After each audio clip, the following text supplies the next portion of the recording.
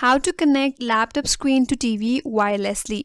Hi everyone, this is Kate here and welcome back to the channel, and on today's video we will learn how we can connect laptop screen to TV. So without further delay, let's get started. So if you are using Miracast, that needs Windows plus your smart TV. So if you have smart TV, on your TV, first of all, you have to turn it on, then go to screen mirroring or Miracast or wireless display mode. To find that settings, you could check in input or settings. So once you're done with that, now again on your Windows laptop, you have to press Windows and K key in your keyboard. Then you will find this pop-up in your interface. From the list, you have to select your TV. If prompted, you will also have to accept the connection on the TV. Then the screen should mirror or extend.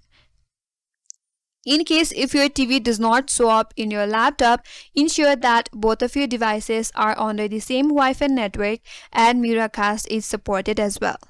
That's it, and that's all for today's video. Hope this video was helpful, and if you are new to our channel, consider subscribing. Thanks for watching and stay tuned for more videos.